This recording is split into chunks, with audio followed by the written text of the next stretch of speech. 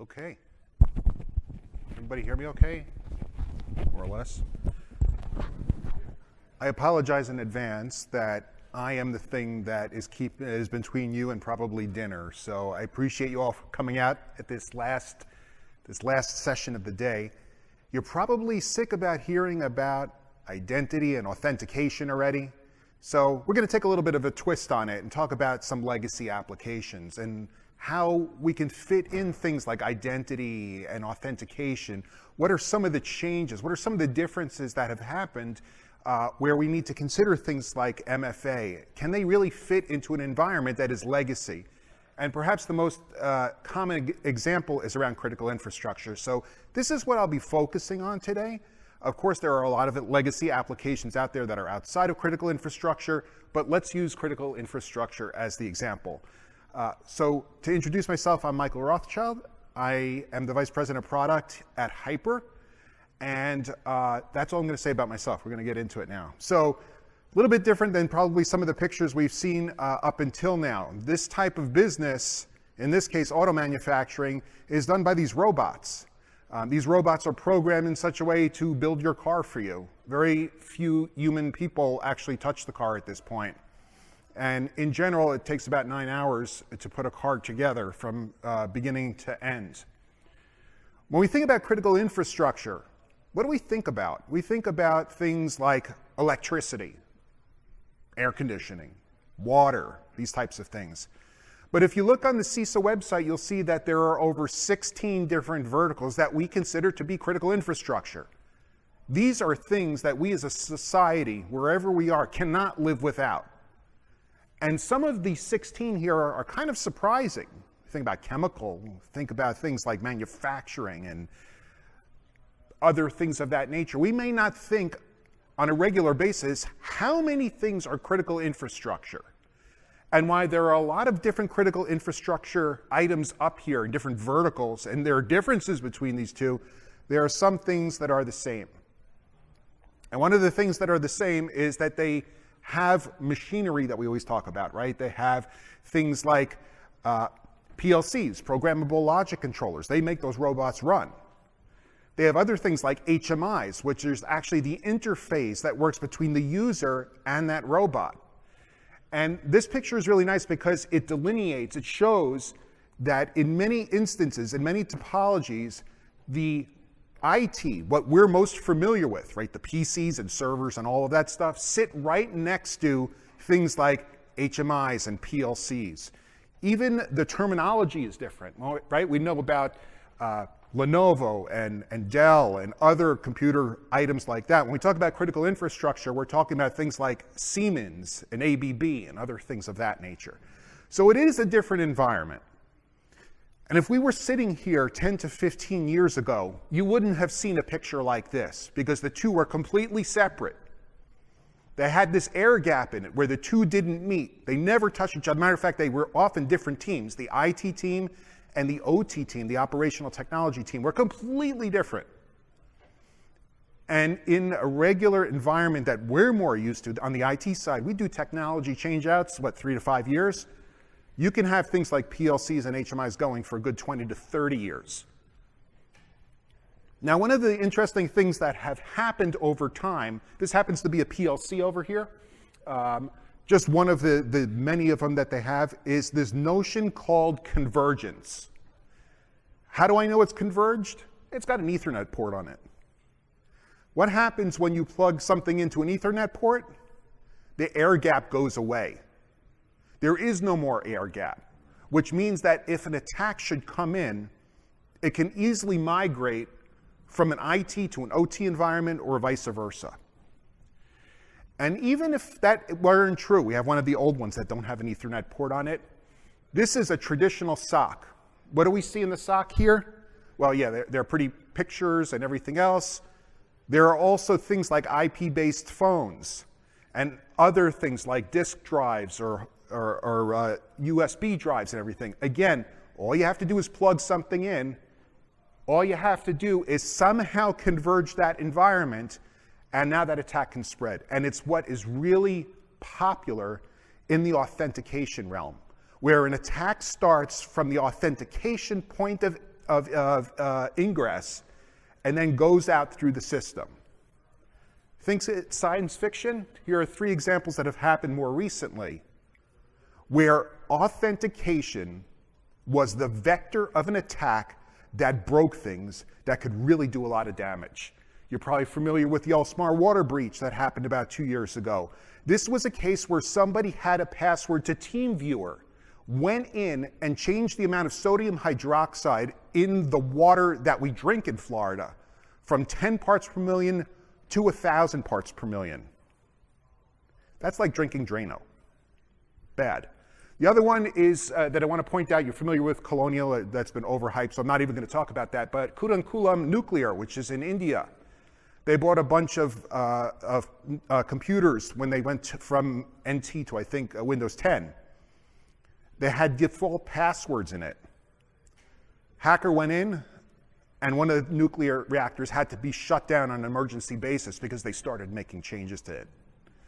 Again, authentication was the vector of the attack. Attacks target authentication. We do a report at HYPR called the State of Passwordless. And you can see on the left-hand side of the screen here, we asked about 1,000 companies, what kind of attacks have you had over the past year? And you can see there's a lot of different attacks there. The interesting thing about it, though, is if you look, more than half of these are authentication-based. Things like phishing and farming and smishing, which is with your SMS. Things like push notifications or push fatigue. Things like credential stuffing and brute force attacks. All of these take advantage of the same thing that we've used for 62 years, which is the password. It's not just us seeing this. That complexity has happened over time.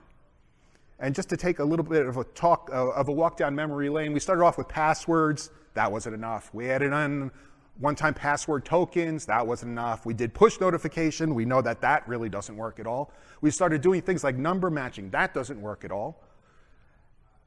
It's not that it wasn't good for the time, but things have changed, and we know that security is dynamic, and we have to keep up with the times. We've added a lot of layers of complexity onto the password. But it's time for us to think about that. Maybe it's time to change the password. And you can see a couple of stats we have here from the State of Passwordless report. The amount of a cost that an average organization felt in a 12-month period. The fact that organizations, 3 out of 5 were breached due to credential misuse.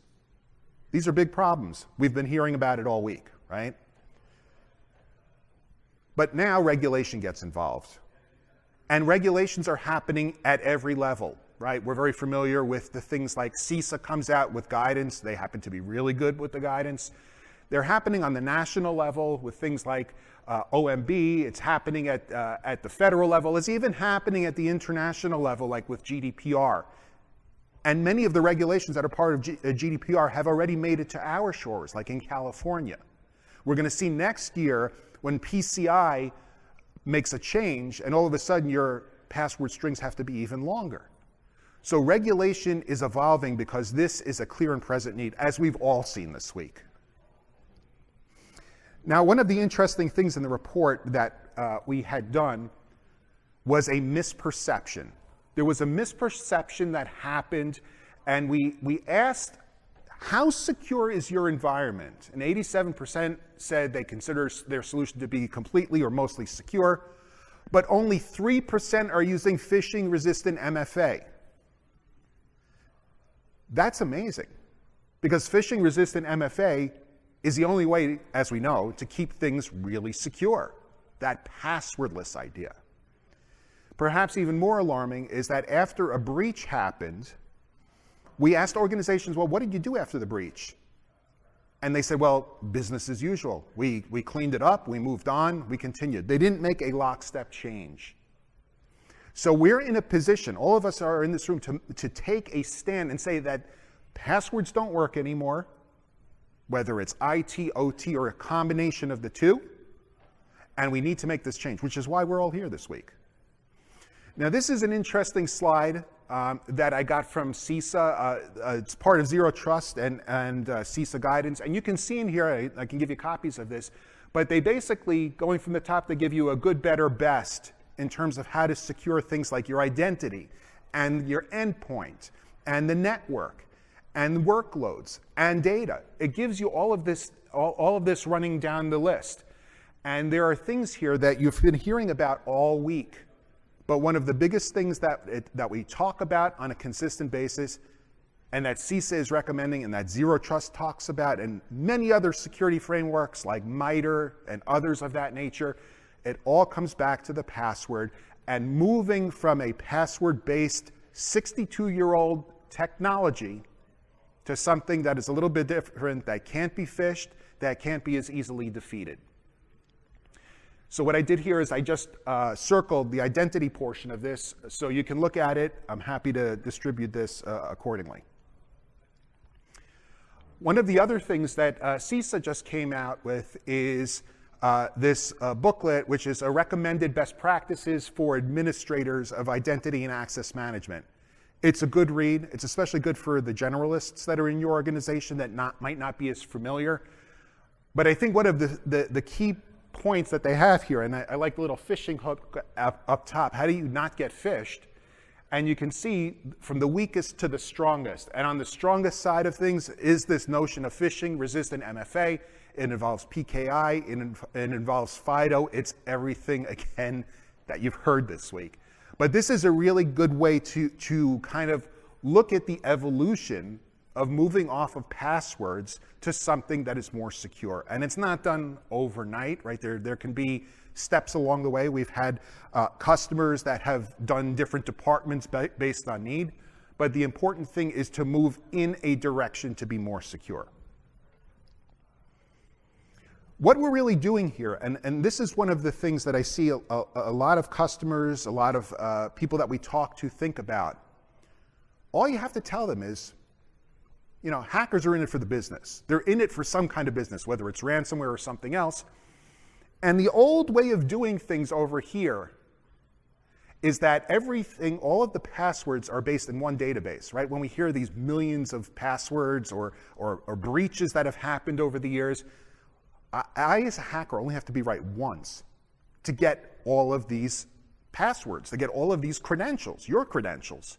I only have to break in once, and I can get it through things like TeamViewer, as we saw, or computers that still had a default password in it, or a phishing instance. When you get to passwordless, when you get to anti-phishing, you don't have that centralized database. So I, as a hacker, have to break into your phone, and your phone, and your phone, everybody's phone. I have to get into the secure enclave of your phone, the most secure portion of your phone, whether it's Android or Apple or something else. I have to get into everyone's phone for a payoff. So what am I going to do as a hacker? I'm going to move on to something easier, because there's no payback for me here. Now, let's go back to our story about critical infrastructure. One of the most common things that we hear when we talk to people in critical infrastructure is, don't touch my OT. It's been working for 30 years. We don't need to do anything with it. Never been attacked there. Air gap is still good. Disregard the fact that there's an Ethernet port there, or that, you know, things are kind of converged. Keep in mind, this happens to be a graph of a very simple critical infrastructure. You have those PLCs that I mentioned and everything else. Even if you are air-gapped, keep in mind that 50% of what you have in your environment is IT-based. The HMI is a console. So you have things in your OT environment that are IT-based, that require passwords. So one of the things we talk about, I wouldn't recommend necessarily putting passwordless on a PLC, but if you have things like HMIs or servers or other things that are IT-based in your OT environment, minimally you should have a good asset inventory like you see here, but also keep in mind and don't neglect the different portions of your environment that are IT-based in your OT environment. So a couple of things to keep in mind as we start to wrap up here and you get to have your mimosas or whatever else. Phishing-resistant MFA everywhere. You know about removing passwords. Passwordless is the way to go. FIDO standards, we've heard about passkeys this week. Really good stuff. but do it everywhere. It doesn't just mean doing it on your Azure instance or doing it on your Okta instance. It's a great start. But think about the way you log into your computer every day. It's probably with a password. Think about what could possibly happen if somebody got a hold of that password, right? Auto logins to places, cached passwords. I looked up last night. I have 652 cached passwords that I didn't even know about on my Firefox browser. It's not that I put them there. They just kind of show up. They get saved automatically. Think about what happens when somebody logs into your computer. So when we talk about phishing-resistant MFA, it needs to be everywhere. We call it from the desktop to the cloud. Along that entire story, whether you're Windows-based, whether you're Linux-based, whether you're Apple-based or Mac-based, have that phishing resistance everywhere, because the truth of the matter is, just like I said before, if there's one area that's uncovered, that's the way in, and then there's a lateral creep to the attack. Same thing here. Phishing resistance needs to be everywhere. The second point is follow the standards. FIDO is here. They did a keynote. FIDO is the strongest way to do it. CISA recommends FIDO as the gold standard.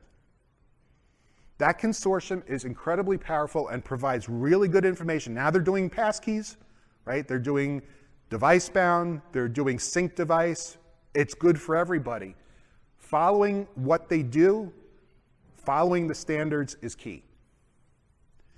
And then one of the things that I always like talking about is silos. There can be lots of silos in your environment, whether it's mobile apps, whether it's PC, whether it is on-prem, cloud, different identity things that you may have, like Okta, like Ping, like ForgeRock, and any infrastructure spaces. All of these things need phishing-resistant MFA. So as I mentioned before, just to have it on a product is certainly a good step in the right direction, but having that completeness of vision, seeing everything, right? It's the old story of security. Remember back when well, some of us remember back when IDSs came out and everything else, and we were only kind of looking at the stuff. We were only kind of checking on certain vulnerable areas. You have to have this everywhere. There is no room in security for a silo, because that's where those attacks come in that are easily missed by a point product looking at a specific area of your environment. And then finally, what about passkeys? Well, I put over here the different types of things that we've seen over time, from weakest to strongest, right? The password, we know about that. We added an MFA. Multi-device passkey, that's great. There are a lot of companies that are rolling it out right now. Matter of fact, you can use it today. If you go to certain sites, you can use this multi-device passkey, which will sync between your different devices. Great for consumer offerings, great for SIAM. There's also single device, or what is also known by FIDO as the device-bound passkeys, which doesn't allow for syncing, which is a security feature. So there are differences between the multi-device and single device. FIDO has a lot of information on their website, but this is kind of the continuum as to how strong these things are. 3 things I want to leave you with. You have to have phishing-resistant MFA. Whether passkeys is the newest, the latest and greatest, it's getting a lot of traction. It's arguably the tipping point for people moving to passwordless, because consumers want it, right? So they're going to bring it into their environment, into their work environment, and say, why can't I have no passwords instead of logging in minimally on 4 different authentication streams, right? You log into your computer, maybe you log into your VDI, your VPN, your SSO, that's 4 right there.